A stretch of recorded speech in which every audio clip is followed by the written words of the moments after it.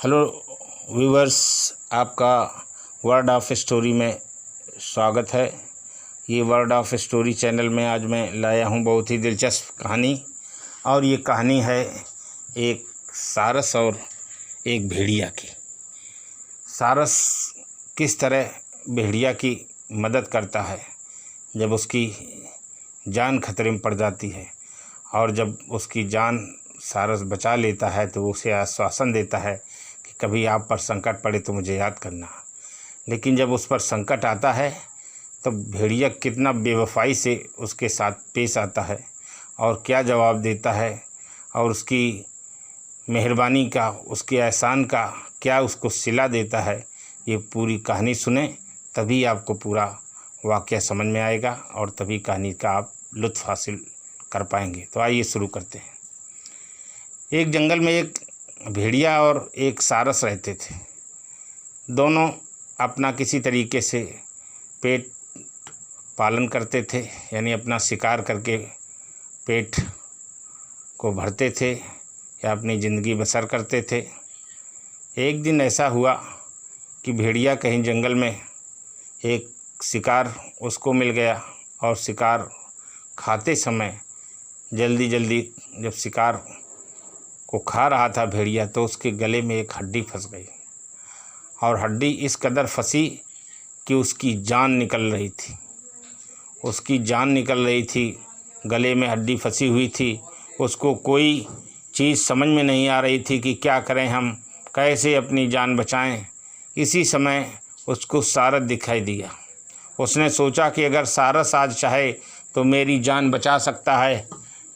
लेकिन सारस को उसने पास बुलाया नहीं, बल्कि वो सारस के पास गया और सारस से उसने ये गिड़गिड़ा कर कहा कि आज मेरी जान खतरे में है। अगर चंद मिनट तक ये हड्डी गले से नहीं निकली तो मेरी जान चली जाएगी। तो सारस ने कहा कि मैं क्या कर सकता हूँ इसके लिए।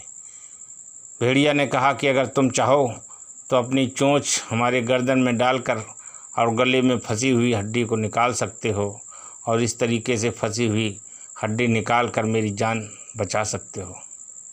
उसने कहा कि नहीं, अगर हम आपकी गर्दन के अंदर अपनी चोंच डालकर निकालने लगें और कहीं ऐसा ना हो कि आप हमारी गर्दन चबा लें।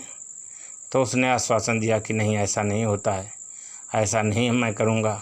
आप हमारी जान बचाएं और हम आपके साथ इतनी गद्दारी करें, ऐसा नहीं हो सकता। अब ज़्यादा समय विलंब करने की ज़रूरत नहीं है, हमारी जान खतरे में है, कृपया करके हमारी जान बचाएं। तो भेड़िया ने ये आरजू मिन्नत सारस से की। सारस को रहम आ गया और सारस ने अपनी चोंच से उसके मुंह में चोंच डालकर जो हड्डी फंसी हुई थी उस हड्डी को निकाल दिया। जब हड्डी निकल गई तो उसके जान में जान आई और उसको आश्वासन दिया कि अब कभी आप पर अगर संकट पड़े तो मुझे याद करना। खैर, इतना कहकर भेड़िया अपने रास्ते पर चला गया और सारस अपनी जगह आ गया।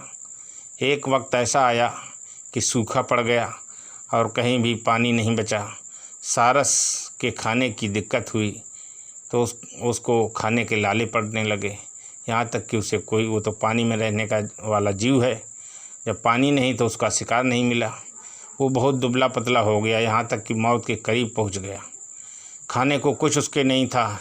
एक दिन उसने देखा कि भेड़िया एक शिकार खा रहा है और जल्दी जल्दी वो खाने में लगा है। तो वो इस उम्मीद पर भेड़िया के पास गया और उसने कहा कि आज शायद उसको वो दिन याद आए तो मुझे कुछ खाने को दे दे। तो जब वो जल्दी जल्दी खा रहा था तो सारस वहाँ गया और उसने कहा कि भैया, मैंने आपकी एक दिन जान बचाई थी और आज चाहते हैं कि कुछ हमें भी खाने को मिल जाए। तो भेड़िया ज़ोर से उसको डांटने लगा कि खामोश, जब खा लें हम सब तब बात करना। उसकी डांट सुनकर वो खामोश हो गया सारस, और सारस दूर से खामोश बैठकर सब कुछ देखता रहा।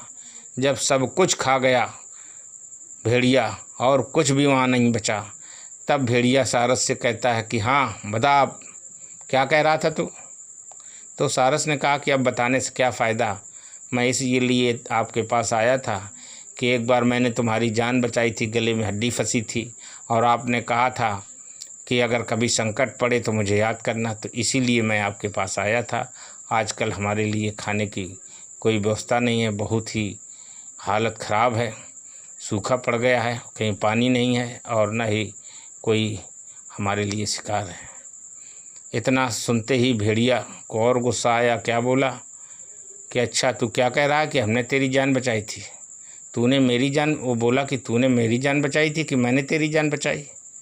सारस ने कहा कि आपने हमारी कैसे जान बचाई, कि जैसे ही तूने गर्दन हमारे मुंह के अंदर डाली थी वैसे ही मैं चाहता तो तेरी गर्दन चबा लेता। इतना सुनकर भेड़िया कि ये यानी दुष्टता को सुनकर सारस चुपचाप बेचारा चल पड़ा और कहा कि दुष्ट न छोड़े दुष्टता, लाख करे किन कोई।